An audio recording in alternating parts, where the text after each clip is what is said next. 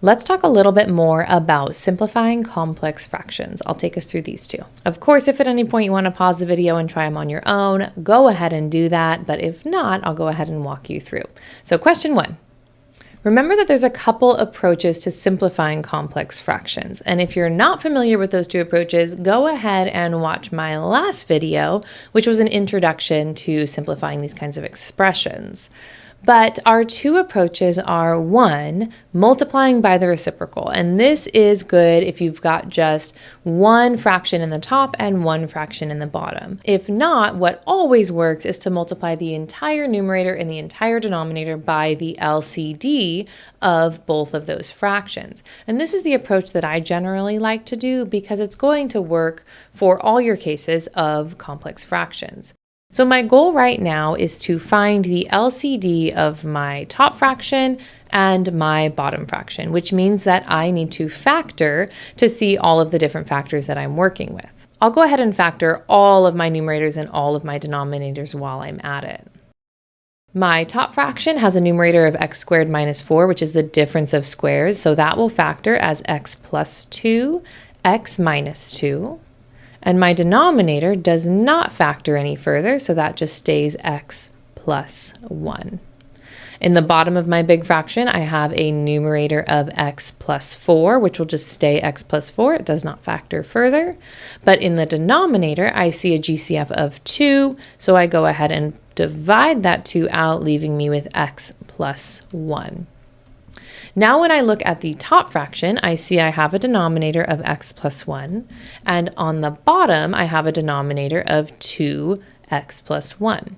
So they both have that factor of x plus 1. What they don't share is that factor of 2. So I need to make sure that I multiply by that 2 so that I clear both the numerator and the denominator. So I multiply the entire numerator of my fraction by 2x plus 1. In the top, that 2 is extra, but that's okay.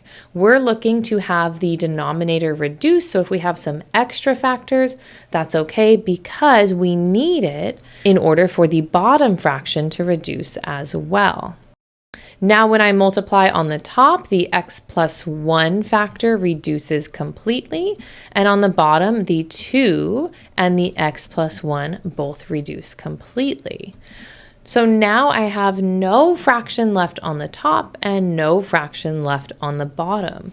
All that's left on the top of my big fraction is my numerator, x plus 2, x minus 2 times 2, that last factor that didn't reduce. So my numerator is going to be 2 times x plus 2, x minus 2, everything else reduced. In the bottom of my big fraction, the only thing that didn't reduce is this x plus 4. So I have just an x plus 4 in the denominator. Now everything's already factored, which is really nice because I can see that nothing's going to reduce, and this will be my final expression. Let's go ahead and do number 2. Again, my approach is to go ahead and multiply the entire numerator and the entire denominator by the LCD of both the top and the bottom fractions. But what I'm going to do first is make sure that everything is factored completely. I can take a look at that top fraction and factor the numerator down into a minus 3, a minus 4. And the bottom, 3a squared, does not factor any further. In the bottom of my big fraction, I have a minus 4, which does not factor any further, over 6a, which does not factor any further. Looking at the denominators of both the top and the bottom, I see this 3a squared and a 6a. Down here, I'll go ahead and write my 3a squared and my 6a. So I need all of my factors represented so that both the 3a squared and the 6a are covered. 3a squared would be 3 times a times a. So at the very least, I need a 3 and 2 a's. 6a is 2 times 3 times a, so at the very least here, I need a 2, a 3, and an a. Remember, we can have extra, but we need to have enough to cover both of these. So to find my LCD then, I'm going to look at my 3's. I see that they both have 1 3. So I need 1 3 to cover both of those 3's. Then for my a's, I see that the top has 2 a's, the bottom only has 1, but that's okay. If I have 2 a's, I have more than enough to reduce that a from my 6a term. So I'm going to take both of those a's. And then lastly, I have this 2 that is not represented in my 3a squared term, but I need that as well, meaning my LCD is going to be 6a squared. So I'm going to multiply the entire top and the entire bottom by this LCD. I multiply my entire numerator by the LCD of 6a squared and my entire denominator by that 6a squared. On top, the a squareds reduce completely.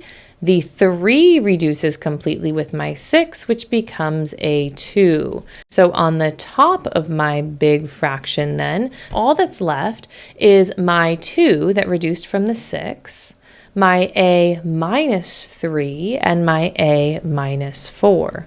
Now on the bottom of my big fraction, the 6 is reduced completely, and I have a squared reducing with an a. That a on the bottom reduces completely, but my a squared, only one of them cancels, leaving me with just a. So in the bottom, then, I have an a and an a minus 4. Notice I kept everything in factored form, and that's really helpful because at this point, I can see there's a common factor of a minus 4. So I can go ahead and reduce that out, leaving me with 2 a minus 3 all over a. So this is my simplified expression. So those were a couple slightly more advanced examples of simplifying complex fractions. There's still a lot more to learn about this, but hopefully that was helpful. Thanks for watching, and I'll see you next time. Bye.